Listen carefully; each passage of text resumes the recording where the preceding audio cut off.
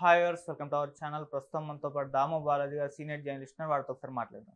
Sir నమస్కారం. నమస్తే sir, Maharashtra and Jharkhand ఈ రెండు రాష్ట్రాల్లో జరిగిన ఎలక్షన్స్ కి వాళ్ళ ఓట్ల కౌంటింగ్ జరుగుతుంది కదా, మరి ఇప్పటి వరకు వచ్చిన ఫలితాలు చూసుకుంటే ఏ విధంగా ఉన్నాయి, ఎవరు లీడింగ్ లో ఉన్నారు?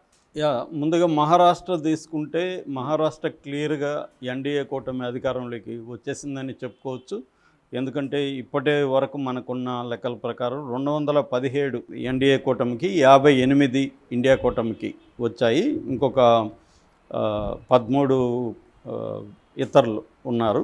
సో క్లియర్గా ఆల్రెడీ అక్కడ 288కి మొత్తం జరిగింది. క్లియర్గా మెజార్టీ అంటే బ్రహ్మాండమైన ఆధిక్యతతోనే ఎన్డీఏ కూటమి అక్కడ అధికారాన్ని చేస్తుంది. ముఖ్యంగా బీజేపీ, శివసేన, షిండే వర్గం, ఎన్సీపీ అజిత్ పవార్ వర్గం, ఈ రెండు కూడా మంచి పెర్ఫార్మెన్స్ చేసాయి. శివసేన కూడా 56 వచ్చాయి, దీనికి 37 వరకు వచ్చాయి. తర్వాత ఎన్సీపీకి 37 వచ్చాయి. దాని తర్వాత బీజేపీకి సొంతంగానే 122 వచ్చాయి అన్నమాట. అంటే క్లియర్గా అక్కడ మళ్ళీ ఎన్డీఏ కూటమి అధికారంలోకి వస్తుంది.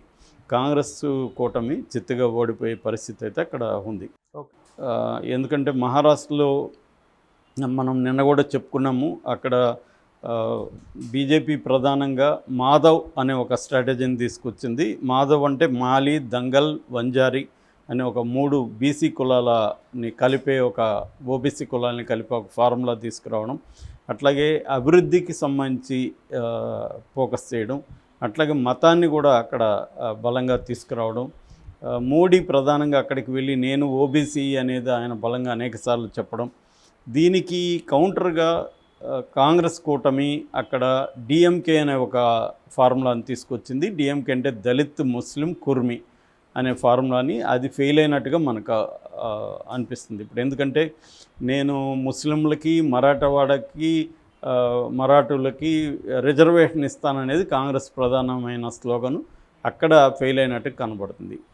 సో ఇటు విదర్భ ఏరియాలో కావచ్చు, అటు మరాఠా ఏరియాలో కూడా క్లియర్గా బీజేపీకి బలం పెరిగినట్టుగా మనకు కనబడుతుంది.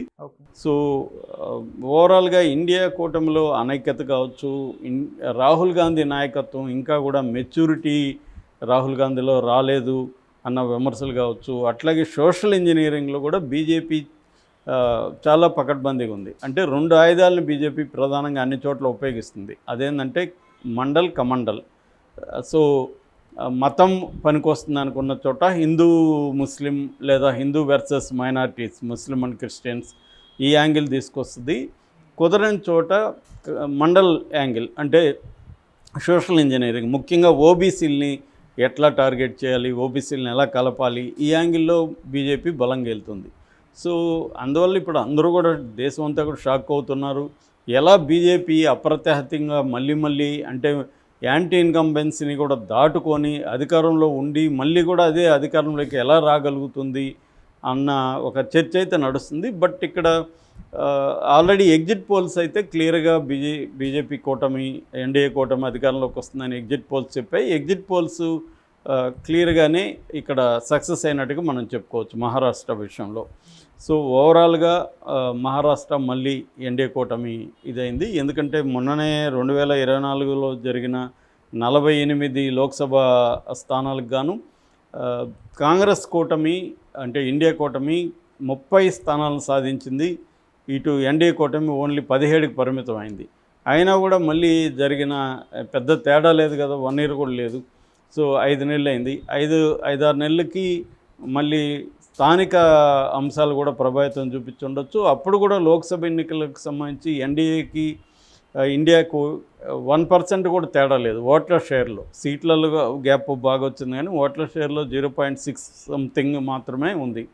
అందువల్ల క్లియర్గా బీజేపీ నాయకత్వంలోని కూటమి అక్కడ క్యాప్చర్ చేయగలిగింది.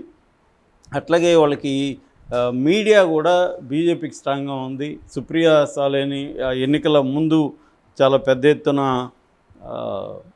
బదనాం చేయడం, ఇవన్నీ కూడా మనం చూసాం. ఇక జార్ఖండ్ విషయానికి వస్తే, జార్ఖండ్లో మొత్తం 81, అక్కడ ఇండియా కూటమి అధికారంలోకి వస్తున్నట్టుగా మనకు అర్థమవుతుంది. 48 ఇండియా కూటమికి ఇప్పటి వరకు మనకున్నది, ఎన్డీఏకేమో 31కి పరిమితమైంది. అక్కడ క్లియర్గా మెజార్టీ మార్క్ను ఇండియా కూటమి దాటేసినట్టే కనబడుతుంది. ఎందుకంటే 41 అక్కడ కావాల్సింది. సో జార్ఖండ్లో మాత్రం జేఎంఎం ఆయన హేమంత్ సోరెన్ని, chief minister Hemant Soren arrest చేయడం, ఆ సింపతి అక్కడ వర్కౌట్ అయినట్టుగా మనకి కనబడుతుంది. సో ఇది ఇంకా ఏమన్నా మారుతుంది, ఇది ఎందుకంటే నువ్వా నేనా అనే ట్రెండ్ అయితే ఇప్పటివరకు కంటిన్యూ అవుతుంది జార్ఖండ్లో. ఇదేమన్నా చేంజ్ వస్తుందా అనేది చూడాలి. ఇప్పటికైతే మనకి జార్ఖండ్లో అట్ ప్రజెంట్ ఉన్న ఇది మాత్రం ఇండియా కూటమికి 48, ఎన్డీఏకి 31, అదర్స్ 2 ఇది ఇప్పుడు చూపిస్తుంది. నేను ఆల్రెడీ చెప్పాను అక్కడ సంతాల్ ట్రైబ్ ఎక్కువ ఉంటుంది. సంతాల్ ట్రైబులో ప్రధానంగా జేఎంఎం జార్ఖండ్ ముక్తి మోర్చాకి బలంగా ఉంది అక్కడ. రెండవ అతిపెద్ద ట్రైబు ముండా ట్రైబు. సో ఇవి కాకుండా ఇంకా వేరే ట్రైబ్స్ కూడా ఉన్నాయి. ఓవరాల్గా జార్ఖండ్లో 27% ట్రైబల్ పాపులేషన్ ఉంటుంది. అది కాకుండా కుర్మీస్ కూడా అక్కడ బలంగా ఉంటారు, ఓబీసీస్. సో కుర్మీస్లో జనరల్గా ట్రెడిషనల్గా బీజేపీకి పట్టు ఉంది. బట్ ఇప్పుడు అది మారుతున్నట్టుగా తెలిసింది. అదేంటంటే ఒక నువ్వానేనని మార్నింగ్ నుంచి అది ఉంది. అది ఎగ్జిట్ పోల్స్లో కూడా ఇదే ప్రతిఫలించింది. ఎగ్జిట్ పోల్స్ కూడా కొన్ని ఎగ్జిట్ పోల్స్ ఇండియా కూటమి, కొన్నేమో ఎన్డీఏ కూటమి వస్తాయని, హంగు కూడా రావచ్చు జార్ఖండ్లో అనేది చెప్పారు.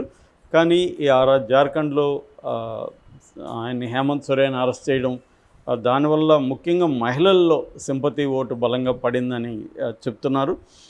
ఏదేమైనా క్లియర్గా మహారాష్ట్ర ఇంపార్టెంట్, ఎందుకంటే అతిపెద్ద రాష్ట్రాల్లో అదొకటి. మహారాష్ట్ర మళ్ళీ బీజేపీ కైవసం చేసుకోగలిగింది. ఇక్కడ జార్ఖండ్లో మాత్రం మళ్ళీ ఇండియా కూటమి అధికారంలోకి వచ్చే అవకాశం ఉంది. అదేదో అంటారు కదా, కన్ను లొట్టబోయినట్టుగా, అంటే కనీసం జార్ఖండ్ని నిలుపుకోగలిగారు ఇండియా కూటమి చేజారిపోకుండా. మహారాష్ట్రలో ఆల్రెడీ బీజేపీ కూటమి అధికారంలో ఉంది, వాళ్ళు నిలుపుకోగలిగారు. అంటే 2 రాష్ట్రాలు కూడా ఎవరిది వాళ్ళు నిలుపుకుంటున్నట్టుగా మనకు కనబడుతుంది. అట్లాగే బై ఎలక్షన్లు 48 అసెంబ్లీ స్థానాలకి జరిగాయి. అందులో కూడా ఇప్పటి వరకు వెలువడిన ఫలితాలను బట్టి 18 బీజేపీకి, 6 తృణమూల్ కాంగ్రెస్కి. అంటే వెస్ట్ బెంగాల్ 6 తృణమూల్ కాంగ్రెస్ డామినేషన్లో ఉంది. ఓవరాల్గా అక్కడ కూడా బీజేపీ హవానే కనిపిస్తుంది. అంటే దేశవ్యాప్తంగా ఇప్పటికి కూడా బీజేపీ ట్రెండ్ అనేది వివిధ రాష్ట్రాల్లో మనకు కనబడుతుంది. ఇండియా కూటమి గట్టి పోటీ కూడా ఇచ్చే పరిస్థితిలో ఇప్పుడైతే కనబడలేదు. ఈ ఊపులో ఇప్పుడు జమిలీ ఎన్నికల బిల్లుని బీజేపీ ప్రవేశపెట్టే అవకాశం ఉంది. ఇంకొక 9 రోజుల్లో జరగబోతున్న శీతాకాల పార్లమెంట్ సమావేశాల్లో అది ఖచ్చితంగా పాస్ అయ్యే అవకాశం కూడా మనకు కనిపిస్తుంది. ఎందుకంటే ఆల్రెడీ నాన్ బీజేపీ పార్టీలు, నాన్ ఎన్డీఏ పార్టీలైన వైసీపీ లాంటివి, బీఆర్ఎస్ లాంటివి కూడా దాన్ని సపోర్ట్ చేస్తున్నాయి. ఓవరాల్గా అది జమిలీ ఎన్నికలు అయితే వచ్చేవి ఇదైతే కనిపిస్తుంది. 2020